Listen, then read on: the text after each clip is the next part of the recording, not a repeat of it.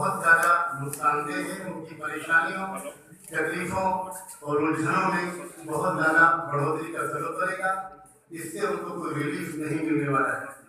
दूसरी बात यह है कि हमारे कानून में इससे पहले कई प्रोविजंस मौजूद थे जिनके जरिए से उस मकसद को हासिल किया जा सकता था जिस मकसद के लिए एलिजिबली ये बिल पेश किया जाने वाला है। Action which does not lead to giving effect to talaq as per the Supreme Court judgment has been converted into serious criminal charges leading to destroying the future of women and the children.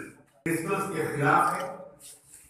जो religious denominations के लिए जो कुछ safeguards Bharat के constitution में रखे गए हैं यह उनके खिलाफ है।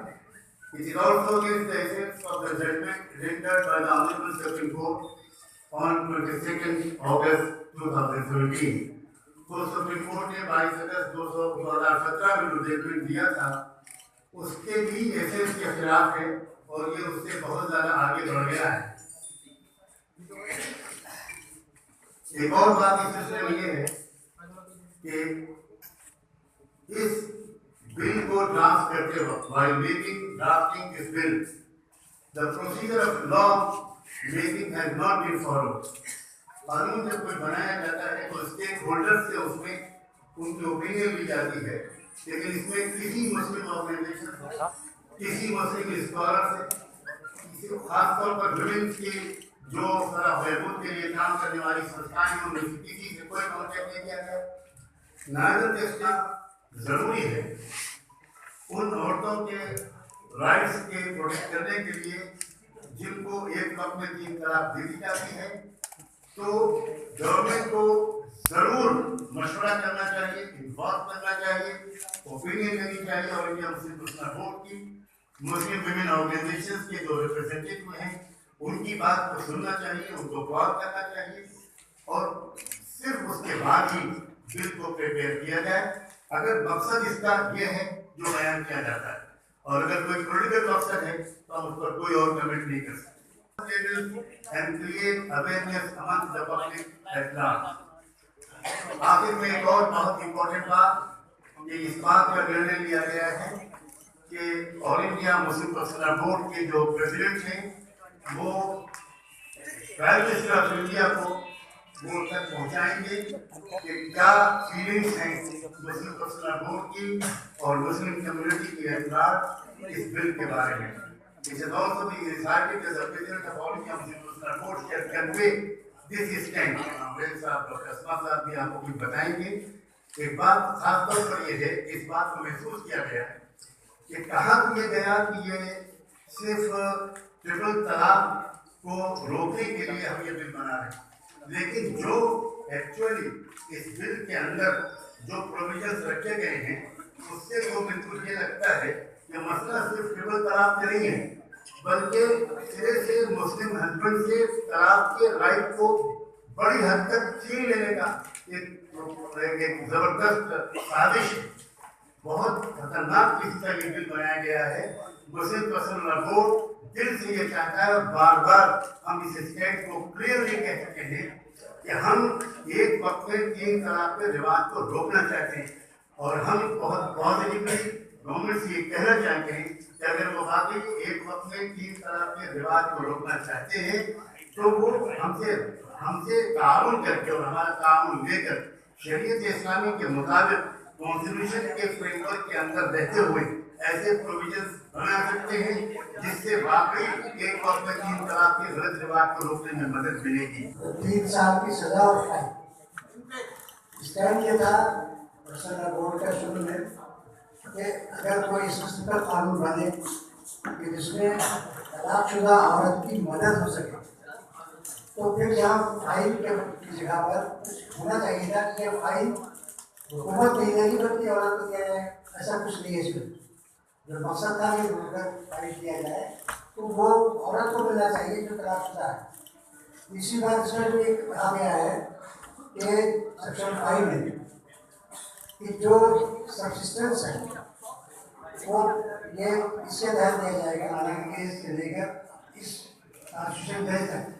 इसमें सुप्रीम कोर्ट ने बहुत वजह से कहा है कि जो तलाकशुदा होते हैं उनको भी सेक्शन 125 CRPC का बेनिफिट मिल सकता है और वो मेंटेनेंस का लाभ मौजूद है।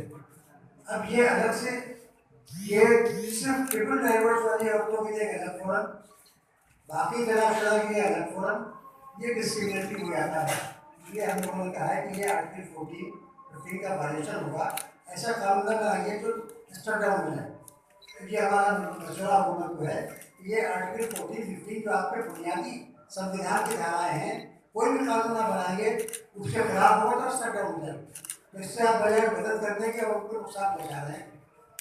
इसी चीज पे कही गई है जिसकी वेलफेयर के लिए कानून है, इसमें आप जबरदस्ती कर रहे हैं कि वो कस्टडी में जाएगा मदर के, जबकि शायद वालों खुद इनके लिए मुकदमा चला था, आपको वादी होंगे उन्होंने आज तक अपने बच्चों की कस्टडी नहीं ली, वो दोनों बच्चे बाप के पास हैदराबाद में।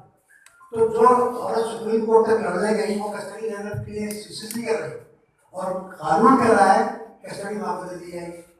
तो ये इस तरीके से ये डिस्क्रिमिनेटरी है और बच्चे का वादे का जिस बच्चे की कस्टडी का तय करने का कानून आपके पास मौजूद है, तकरीबन 95 साल पुराना कानून।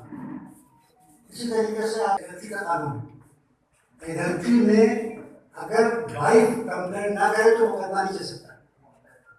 एडल्ट्री का कानून IPC में मौजूद है, ये मुस्लिम पर्सनल नहीं है, कानून है बोलता।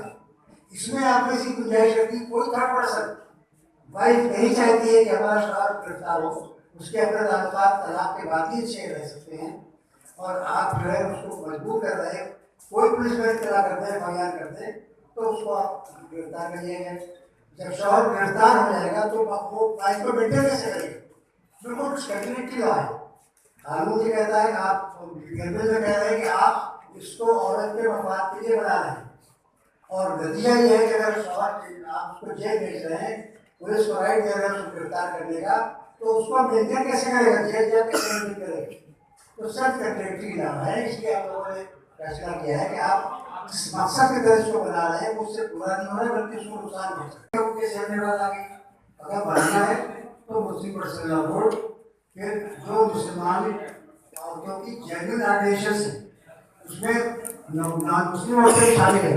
मिसाल के तौर पर ये दो तंजीमें उसमें एक मजलिस नाम की तंजीम है जिसमें फ्लेवा एक्ट्रेस है, इसकी एक बेवा कलेक्टिव है जिसकी इंदिरा जैसी है, इन लोगों ने इसकी मुखालफत की।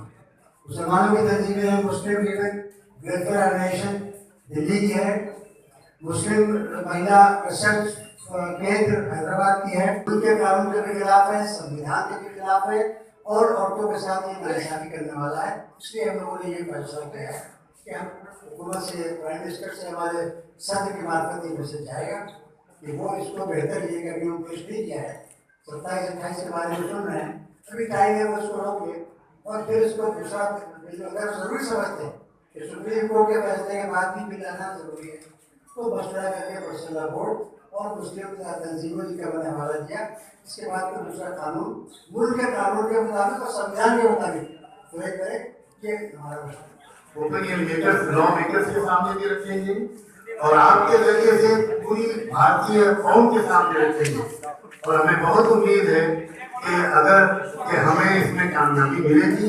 हम ऐसा नहीं है कि हम पहले से कोई नेगेटिव थिंकिंग वाले लोग। I would just like to add here that the whole debate had started with gender justice, gender equality and women's rights. The focus of the issue and this triple talaq issue has been debated so many times in all the media channels and the newspapers.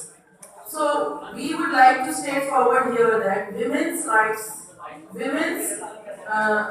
are totally compromised in this bill.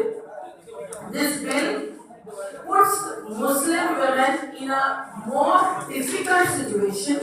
It puts them in a situation where the husband gives the divorce. According to the Supreme Court judgment, this divorce becomes null and void, and that means she continues to remain the wife, and the husband goes to the jail, and the woman has to be maintained for the next 3 years. And when the man walks out, what will be the relationship of this husband and wife?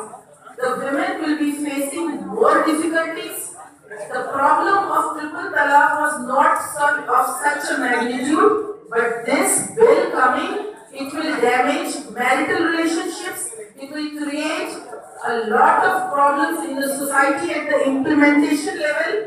This bill also will have its impact on the family and the small children and their custody. It will have lots of problems with other IPC codes. So the total analysis of the bill when it is done, it is not for women, it's not going to help women, it's going to land women into lots of difficulties and problems. So that is why unanimously the board has opposed the bill.